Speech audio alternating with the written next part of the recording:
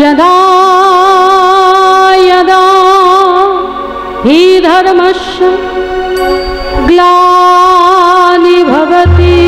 भारत अभ्युत्थानमधर्मस्य तदात्मानं सृजाम्यहं परित्राणाय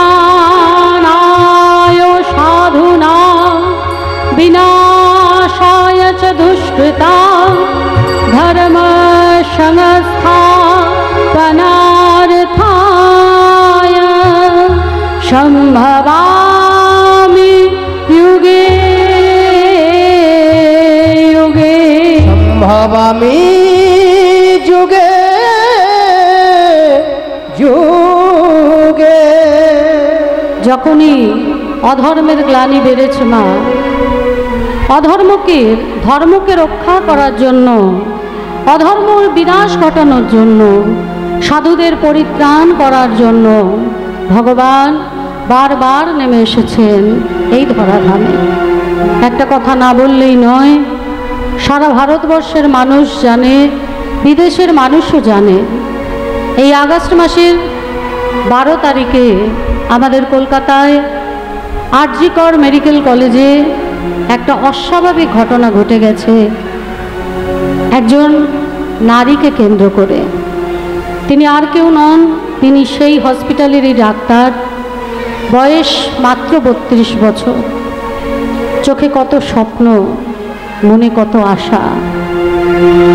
ডাক্তারি পাশ করে আর.জি. করে এসেছিল ডাক্তারি করতে, জনগণের সেবা করতে এসে তার জীবনটাই শেষ হয়ে গেল। একটা 32 বছরের মেয়ের উপরে পাশবিক অত্যাচার করে পশুরা শান্ত হয়নি, তাকে হত্যা পর্যন্ত করেছে। কোথায় বাস করছি আমরা মা? কোন দেশে আমরা বাস করছি? যেখানে আমরা গান গেয়েছি, বলো বলো বলো সবে শতবিনা বেনু রবে, ভারত আবার জগত সবাই সৃষ্ট আসন লবে। যে ভারত ভূমিকে পাশ্চাত্য দেশের মানুষ সম্মান করে, পাশ্চাত্য দেশের মানুষ প্রণাম করে, শ্রদ্ধা করে, আজকের কি ভারত? কি ভারত আমরা দেখছি? ইসকনের প্রতিষ্ঠাতা জয় পতাকা স্বামী যখন প্রথম ভারতের মাটিতে পা রেখেছিলেন, এয়ারপোর্টে প্লেন থেকে নামার পরে তিনি পায়ের জুতো আর মোজাটা খুলে ওই এয়ারপোর্টেই ষষ্ঠাঙ্গে প্রণাম করেছিলেন। সবাই অবাক, সাদা চামড়ার সাহেব করছে কি, খালি পায়ে এইভাবে ষষ্ঠাঙ্গে প্রণাম করছে। যখন তাকে জিজ্ঞাসা করলেন তখন তিনি বললেন যে ভূমিতে আমার শ্রীকৃষ্ণ চৈতন্য মহাপ্রভু জন্ম নিয়েছে, জীবনে প্রথমবার সেখানে এলাম, প্রণাম করব না? জয় পতাকা স্বামী যতদিন ছিলেন খালি পায়ে হেঁটেছিলেন। প্রত্যেকটা পরমাণুর মধ্যে শ্রীকৃষ্ণ চৈতন্য মহাপ্রভু, নিত্যানন্দ প্রভু, ভক্তগণ, বৈষ্ণবগণের চরণ ধুলি বিরাজমান। আমি জুতো পরে হাঁটব? খালি পায়ে ঘুরেছিলেন। ভারতের শিক্ষা, ভারতের সংস্কার, ভারতের সংস্কৃতি সর্বদা যে সবাইয়ের কাছে দৃষ্টান্ত। আজ আমার ভারতের একই অবস্থা মা। পথে বেরোতে ভয় লাগছে, ছেলে মেয়ের দিকে তাকাতে ভয় লাগছে। আজকে যদি বাড়ির লোক বাইরে বেরোয়, ভয় লাগছে আদেও সে সুস্থভাবে ঘরে ফিরবে তো? এই জীবন তো আমরা চাইনি, এই সমাজ তো আমরা চাইনি, এই সমাজ তো আমরা দেখিনি। ভগবানের পর আমরা যদি কাউকে মানি, তিনি হলেন আমাদের পিতামাতা, পিতামাতা ভগবান। তারপর আমরা ভগবান রূপে মানি শিক্ষক, ডাক্তার, এনাদের। একজন বাচ্চা ডাক্তার চোখে কত স্বপ্ন, মনে কত আশা নিয়ে এসে এইভাবে তার প্রাণটা হারাতে হলো। এত আন্দোলন, এত প্রতিবাদ, এত কিছু চারিদিকে হচ্ছে। শুধু ভারত নয়, আমেরিকাতেও প্রবাসীরা প্রতিবাদে নেমেছিল, লন্ডনেও প্রবাসীরা প্রতিবাদে নেমেছিল। মানে এই ঘটনাটা শুধু ভারতে সীমাবদ্ধ নয়, বিদেশেও ছড়িয়েছে। হয়তোবা এই মেয়েটির অপরাধীরা শাস্তি পাবে, হয়তোবা পাবে না। এত আন্দোলন, এত প্রতিবাদ একদিন থেমে যাবে মা। একদিন হয়তো মানুষ এই ঘটনাটাকেও ভুলে যাবে। কিন্তু যে মা গর্ভে ধরেছে, যে পিতা জন্ম দিয়েছে, যে মা সেলাই করে চোখে স্বপ্ন নিয়ে মেয়েকে ডাক্তার করেছে, পারবে ভুলতে মা? এই ঘটনা পারবে ভুলতে? মৃত্যুর দিন পর্যন্ত তাদের বুকে বাজবে, তাদের চোখে জল পড়বে, তারা ভুলতে পারবে না তাদের মেয়েদের। এ আমরা কি সন্তানের জন্ম দিচ্ছি? দোষ কার? যারা এই পশুর মতো আচরণ করছে, দোষ তাদের না দোষ আমাদের মতো বাবা মাদের? আমাদের দোষ মা। কারণ সন্তানকে আদর, ভালোবাসা, প্রশ্রয় দিতে দিতে আমরা এমন জায়গায় পৌঁছে দিচ্ছি যে ভবিষ্যতে গিয়ে তারা পশুতে রূপান্তরিত হচ্ছে। আমাদের ঘরে ছেলে মেয়েরা যদি হরিবাসরে যায়, যদি ধুতি পরে, যদি ললাটে তিলক পরে, আমাদের লজ্জা করে। কিন্তু আমাদের ছেলেরাই, আমাদের মেয়েরাই যদি বন্ধুদের সঙ্গে আউটিংয়ে যায়, যদি বন্ধুদের সঙ্গে ডিস্কে যায়, আমরা গর্ব করে বলি আমাদের ছেলে মেয়েরা প্রচুর আপ টু ডেট, কি স্মার্ট। এইখানেই আমাদের ভুল শিক্ষা। সঠিক শিক্ষা দিতে হবে, ধর্মকে জানাতে হবে। আমাদের সন্তানরা নিজেদের ধর্মকে জানে না, নিজেদের ভগবানকে তারা চেনে না। শুধু তাদের আদর দিয়ে, ভালোবাসা দিয়ে, প্রশ্রয় দিয়ে আমরা মানুষ না, এক একটা পিশাচ তৈরি করছি তাদের। তা করলে হবে না মা। দেখুন, মাদ্রাসার প্রত্যেকটা স্কুলে কোরআন পড়ানো হয়, খ্রিস্টানদের প্রত্যেকটা স্কুলে বাইবেল পড়ানো হয়, কিন্তু আমাদের স্কুলে, আমাদের হিন্দু সনাতনী স্কুলে কোনো শ্রীমদ্ ভাগবত গীতা, শ্রীমদ্ ভাগবত পড়ানো হয় না, কোথাও হয় না। একমাত্র আমি দেখেছি বৃন্দাবনে, আর দেখেছি ইস্কনের গুরুকুলে। ইস্কনের গুরুকুলে ভাগবত শিক্ষা দেওয়া হয়, শ্রীমদ্ ভাগবত গীতার শিক্ষা দেওয়া হয়, আর দেওয়া হয় বৃন্দাবনে। গত বছর যখন আমরা গেছি বারসানাতে, রাধারানীকে দর্শন করে পুজো দিয়ে বেরিয়ে বাইরে দাঁড়িয়ে আছি, হঠাৎ রাধা, যেরকম আমরা একে চন্দ্র, দুয়ে পক্ষ, তিনে নেত্র, চারে বেদ ছোটবেলায় পড়তাম না মা, ঠিক সেইভাবে বাচ্চারা রাধা রাধা রাধা নাম করছে। আমি যখন ওখানকার এক মাতাজিকে জিজ্ঞেস করলাম, মাতাজি বলছে আমাদের গুরুকুলে রাধা নাম শেখানো হয়। মানে প্রথম থেকেই তাদের বীজটা রোপণ করে দিতে হবে। নাইবা স্কুল কলেজ পড়ালো, আমরা বাবা মারা পড়াতে পারি না মা। এখানে একজনের কথা দৃষ্টান্ত হিসেবে বলি, এপিজে আব্দুল কালাম নাম শুনেছেন না? বলুন তো, উনি হিন্দু না মুসলিম না খ্রিস্টান? এপিজে আব্দুল কালাম উনি হিন্দু না মুসলিম না খ্রিস্টান? নামটা শুনে কি মনে হচ্ছে? মুসলিম। কিন্তু ওনার তো দাড়ি নেই।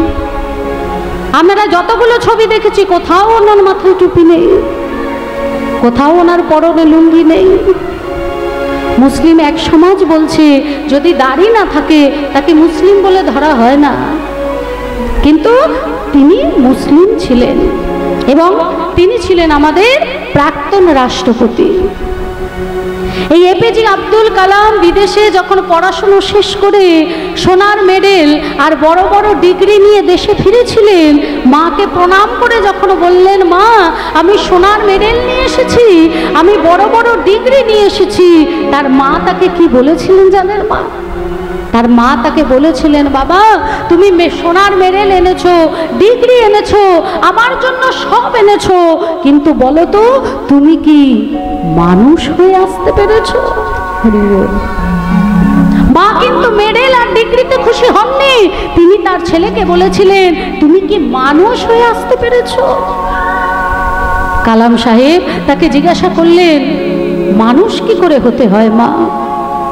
কালাম সাহেবের মা বলেছিলেন, তোমার যদি কোনো হিন্দু বন্ধু থাকে তুমি তার কাছে যাও, তাকে গিয়ে জিজ্ঞেস করো, সে তোমায় বলে দেবে মানুষ কেমন করে হতে হয়।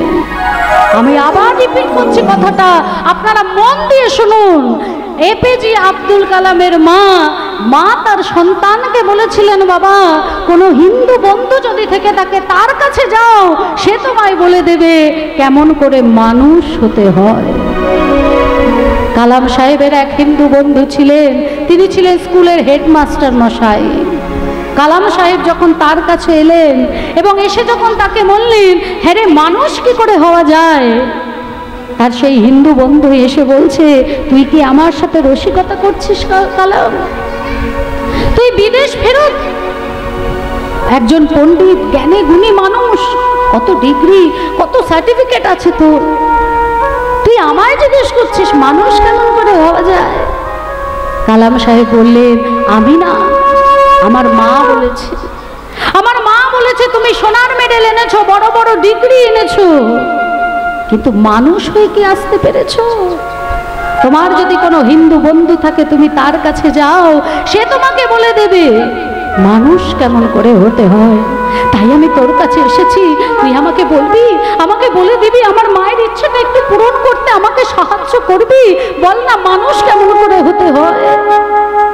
সেই হিন্দু বন্ধু কালাম সাহেবকে বসতে বলে ঘরের ভিতর গেলেন এবং ভিতর থেকে একটা বই এনে কালাম সাহেবের হাতে দিয়ে বললেন, এই নে, এই হলো মানুষ গড়ার কারখানা, যা আমি তোর হাতে তুলে দিলাম।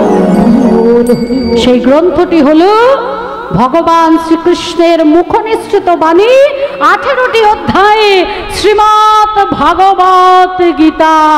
নিতাই হরি বল, হরি বল, হরি বল। শ্রীমৎ ভাগবত গীতা কালাম সাহেবের হাতে দিয়েছিলেন এবং দিয়ে বলেছিলেন, প্রথমেই অনুভব আসবে না, পড়তে পড়তে যখন অনুভব আসবে, যখন বুঝতে পারবি, তখন জানবি তুই মানুষ হতে পেরেছিস। সেই কালাম সাহেব আমাদের কত সুন্দর সুন্দর উক্তি, কত সুন্দর সুন্দর দৃষ্টান্ত, আমাদের চলার জন্য কত সুন্দর সুন্দর বাণী রচনা করে গেছেন। তাহলে মানুষ যদি গড়তে হয়, স্কুল কলেজ সেখানে পড়ানো হোক না হোক, পিতামাতার দায়িত্ব সারা দিনে 24 ঘন্টার মধ্যে 10 মিনিটের জন্য হলেও সন্তানকে শ্রীমৎ ভাগবত গীতা পড়ানো, একটা শ্লোক পড়ান মাহাত্ম্য সমেত। আপনি সারা গীতা পড়ে নিলেন, মাহাত্ম্য পড়লেন না, কোনো লাভ হবে না। একটা শ্লোকের একটা লাইন পড়ুন, গীতার সঙ্গে মাহাত্ম্য পড়ুন, আর সন্তানকে ছোট থেকে পাশে বসিয়ে রাখুন। আপনি পড়বেন, সে শুনবে, ওই বীজ যখন ধীরে ধীরে তার হৃদয় মাঝে গিয়ে বৃক্ষরূপে পরিণত হবে, তখনই সে মানুষ হবে। আমাদের দেশে যে নর পিশাচ তৈরি হচ্ছে, এই পিশাচ আবার দেবতায় পরিণত হবে। ভারত আবার জগত সভায় আবার শ্রেষ্ঠ আসন লাভে। নিতাই গৌর হরি বল, হরি বল। নিজেদের ধর্মকে জানতে হবে, নিজেদের ধর্মকে বুঝতে হবে, সন্তানদের পড়াতে হবে। মা, আর উপায় নেই, এছাড়া আর উপায় নেই। যুগে যুগে ভগবান অধর্মের বিরুদ্ধে লড়াই করেছিলেন, তার প্রমাণ হলো কুরুক্ষেত্রের যুদ্ধ। এই কুরুক্ষেত্রের যুদ্ধে দুর্যোধন, সে ছিল অসৎ কিন্তু শক্তিশালী।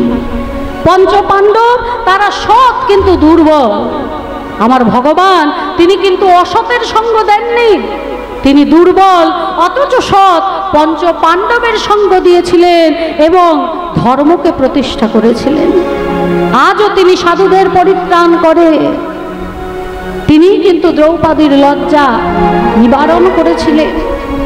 এত বস্ত্র দিয়েছিলেন যে দ্রৌপদীর লজ্জা শাড়ি টানতে টানতে, তা বস্ত্র হরণ করতে করতে দুঃশাসন দুর্বল হয়ে পড়েছিল, কিন্তু তথাপি শাড়ি কম হয়নি। তাকে জানতে হবে, আমরা শুধু ভগবানের প্রেমের রূপ আলোচনা করি, কিন্তু ভগবানের যে শক্তির রূপ আছে, সেই শক্তির রূপটাকে আমাদের সন্তানদের জানাতে হবে। ঘরের মেয়েদের লক্ষ্মী নয়, মা দুর্গা করতে হবে।